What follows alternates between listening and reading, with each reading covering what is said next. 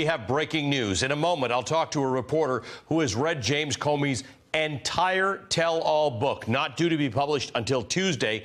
The details are scathing, and they are sure to anger Donald Trump. According to the Associated Press, the former FBI director says Trump was unethical and untethered to the truth. It also appears that Trump's effort to secure Comey's loyalty began before the inauguration, when he and other top intelligence officials visited Trump Tower. Comey reportedly writes that to him the demand was like Sammy the Bull's Cosa Nostra induction ceremony, and refers to the forest fire that is the Trump presidency. I'm joined now by Phil Rucker from the Washington Post, who has read the book, as well as former Watergate prosecutor Nick Ackerman and Natasha Bertrand, the staff writer for The Atlantic. Phil, let's start with you. You've been burning the midnight oil reading this book. What stood out to you?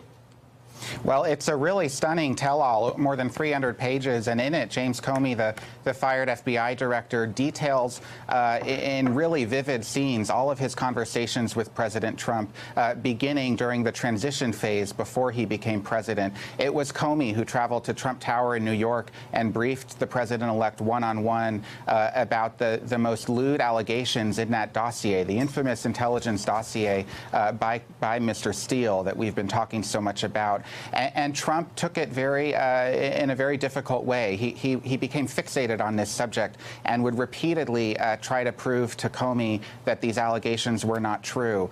He did so in that Trump Tower briefing. He did so again in a phone call a week or so later, and again and again. And Comey details all of it in his book. This is according to his account. And the big picture, Ali, about the portrait that Comey paints of the president is about as scathing as it gets. He describes the president as a congenital liar, as somebody who is just simply unethical and unfit for this office, and someone who was really blurring what should be traditional boundaries between the White House, the politics in the White House, and the more independent FBI and Department of Justice. Comey was very alarmed and described it as a forest fire of a presidency. Phil, let's talk about these lewd allegations that the president seemed to be obsessed with. Did he ask Jim Comey to do anything about it? Does Comey write about whether he believes those allegations to be true or what he was asked about them? He did. So Comey, the allegation is that during a trip to Moscow in 2013, then private citizen Donald Trump was in a hotel room in the Ritz-Carlton and was taped by the Russians interacting with prostitutes in that hotel room. These are not confirmed allegations. Comey made that clear in his conversations to Trump that this was part of the intelligence dossier, but there was no independent confirmation of them.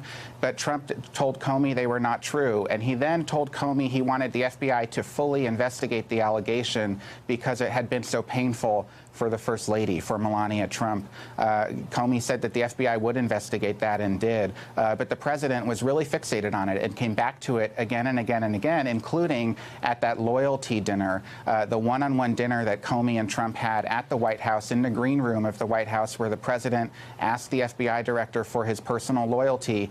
One of the subjects they talked about was the incident with the prostitutes, the alleged incident with the prostitutes in Moscow. So James Comey did not put forward anything in his book about the veracity of that allegation.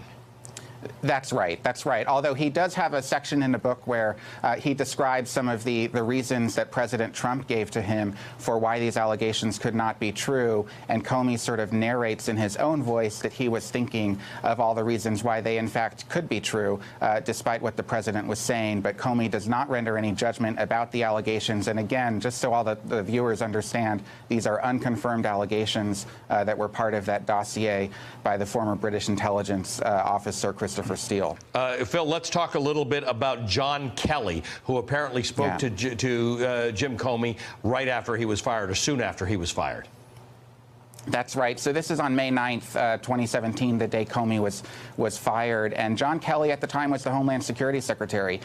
He had developed a relationship with Comey. He called Comey on the phone. Comey was out in Los Angeles that day, you'll recall. And Kelly told Comey that he was really taken aback by the firing, by the ouster. He thought it was sad. He was sick about it. That's the word that Comey used to describe how Kelly was. And Kelly said he thought about quitting. He threatened to resign because he didn't want to work for dishonest dishonest people, which is assumed to be a reference to the president. Of course, Kelly did not resign. Comey writes in his book that he convinced Kelly to stay in the job because this president especially needs to have principled people with integrity around him.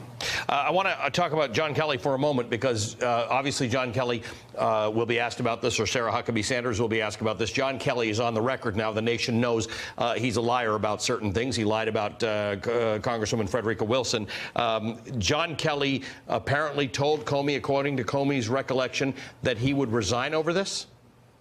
That's right. He told Comey, according to Comey's account, that he wanted to quit his job as the Homeland Security Secretary because he couldn't handle working anymore for people that Comey said were that Comey described Kelly as describing them as being dishonest people.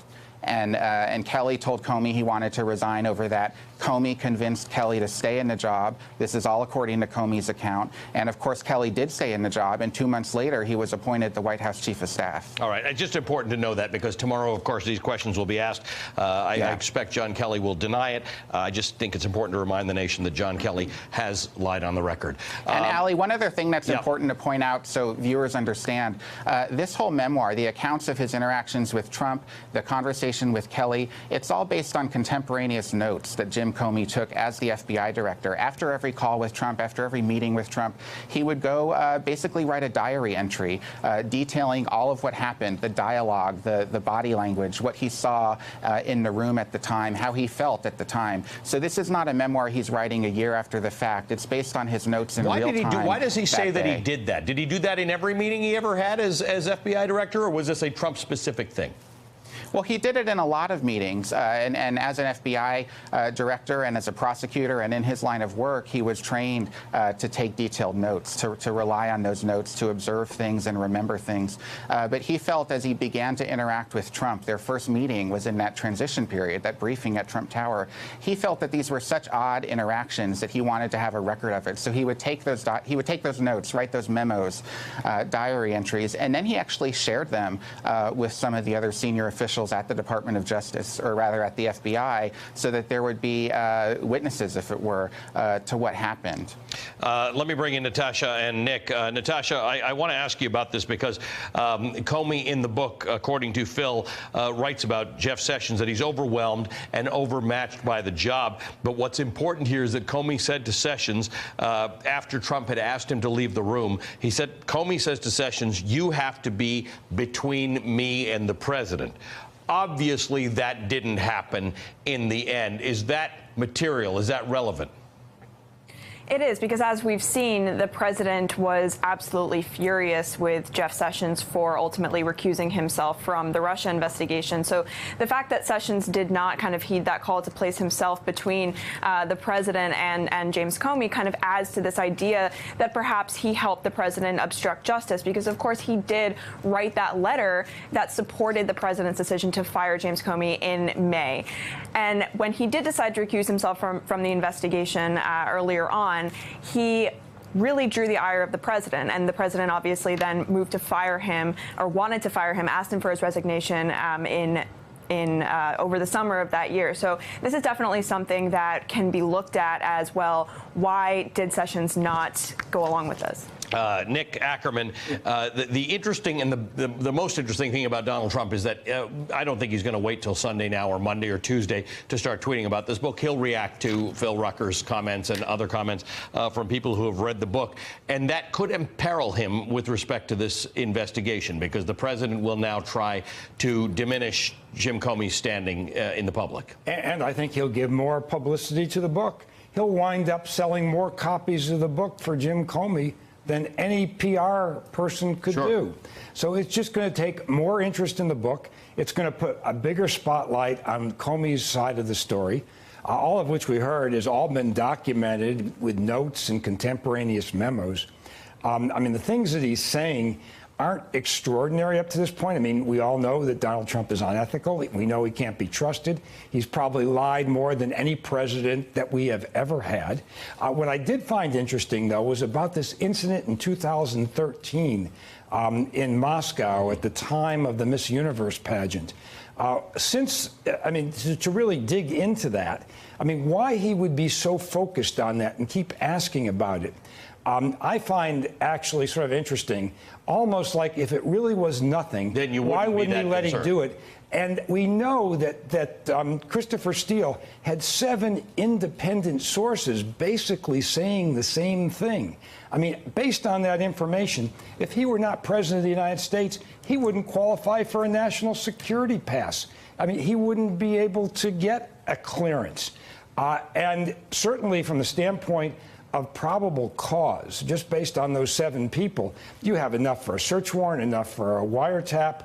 And he also had to know, as president, asking Comey to investigate that. There's no way the FBI can go to Moscow and start talking to the same sources that Christopher Steele did. That's impossible. It's almost like he's asking for something that could not possibly be done. We're never going to really know the truth on this matter until there's a regime change in Moscow, just like there was, you know, a number of years ago, and we learned a lot of the things that were in the KBG files. This is the kind of thing we're only going to get to the truth on about 30 or 40 years from now, when there's a complete change in Russia. So what was the implication, Phil Rucker, that that Donald Trump wanted James Comey to investigate the lewd allegations there, or he wanted James Comey to come out and say that they're untrue, from your reading of the book?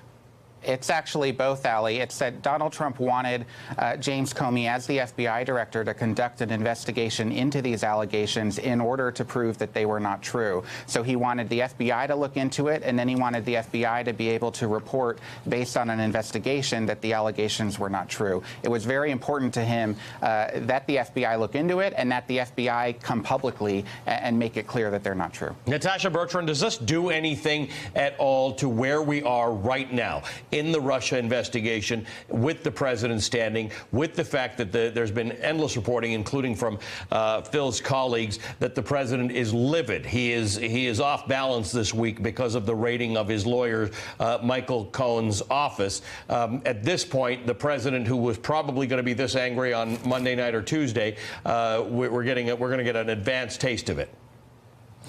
Yeah, I think that more than anything, what struck me about Phil's reporting about this book is the fact that after Trump received this intelligence briefing from the FBI director, from top national security officials, the thing that he fixated on the most was this dossier. The thing after receiving all this information about how Russia had interfered in our election, about how they had essentially compromised our entire democratic process, how they had attacked the country, basically, what he fixated on was allegations that he had prostitutes pee on a bed in Moscow in order to soil President Obama's bed. So that speaks to a broader point that Jim Comey made later on when he testified before the Senate Intelligence Committee about his firing, which is that the president never seemed interested in the substance and the meat of Russia's election interference. He never seemed interested in, okay, well, how can we counter this? How can we punish Russia for this? How can we prevent it from ever happening again? Instead, and what this book really shows,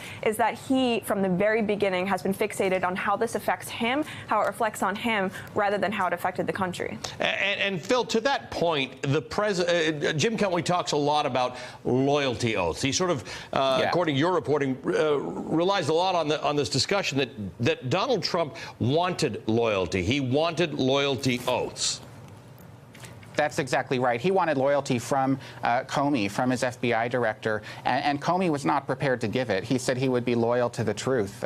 He would not be loyal personally to President Trump. And it wasn't just Trump who was fixated on sort of blurring these lines between the FBI and the White House. The whole administration, or the whole White House rather, seemed to not really understand the difference between what the FBI does and what the White House does. And Comey describes a scene where he went over to the West Wing to have a meeting with Reince Priebus, then the chief of staff of the White House, and spent 20 minutes explaining to Priebus how the White House should operate with the FBI and with the Department of Justice, what's appropriate, what's not appropriate to maintain the independence of the Bureau.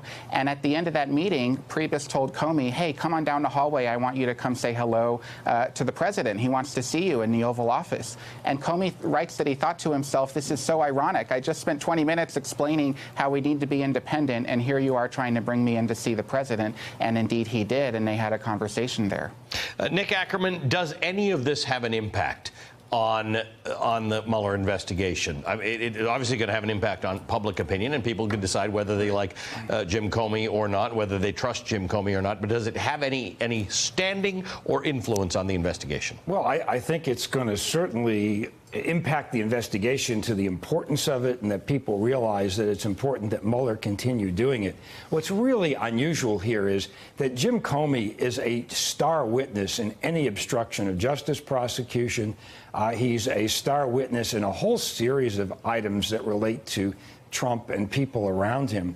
And it's very unusual to have your star witness go out and do a bestseller book that can then be used to cross-examine him. So he had to do what the prosecutor would want him to do, which is to make sure that he has put in there everything that is material that he will testify to, because the last thing he wants to do is get on the witness stand and suddenly come up with additional testimony that he hadn't put in this book, because they're going to ask him why he didn't do that. So in other words, one can trust, or one should assume, that the stuff that Jim Comey has written in this book is better vetted or more accurate than necessarily if I wrote a book, because he knows that Mueller's people are going to go through this thing. That's right, and that's what he's going to testify to, and he's going to have to stick to what he's saying in that book.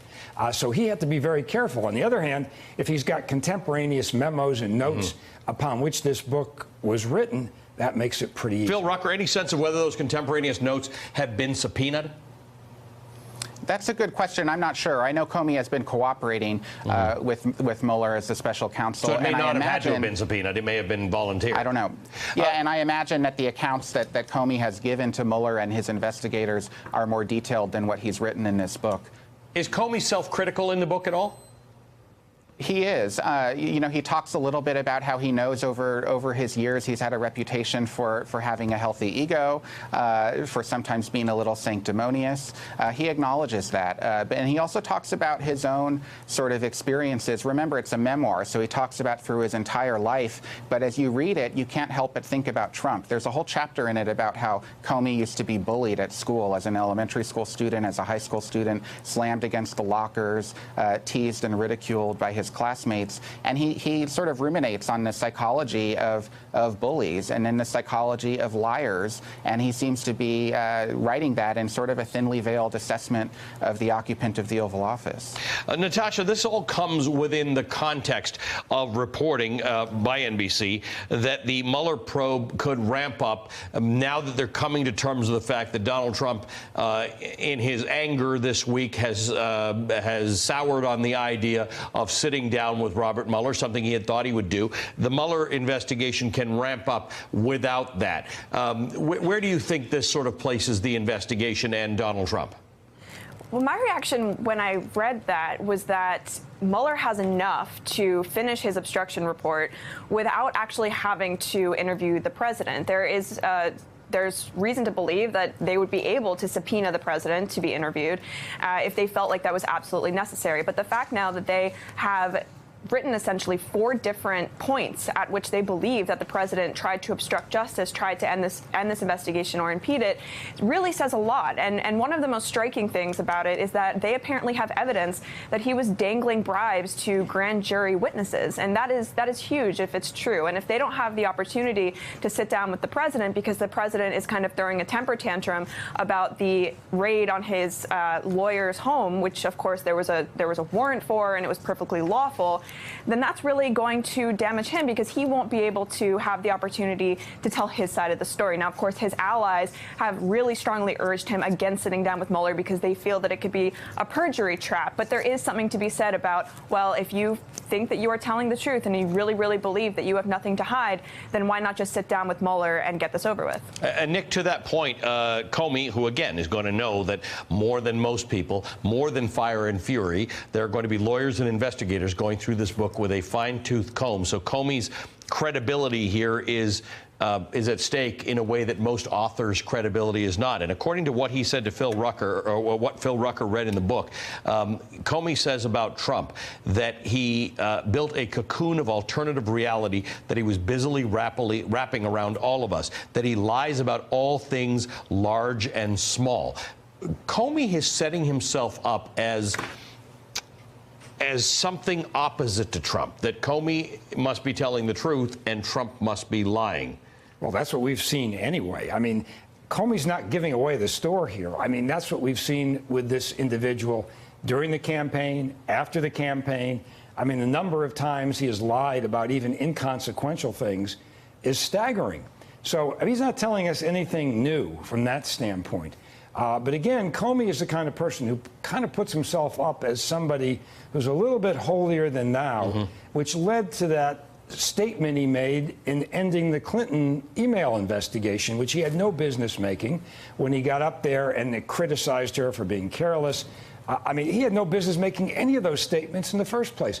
That should have been done by the Attorney General or the Deputy Attorney General, not by the FBI. I mean, this is the first time ever the FBI director has gone out and made a statement about an investigation. That is just not proper.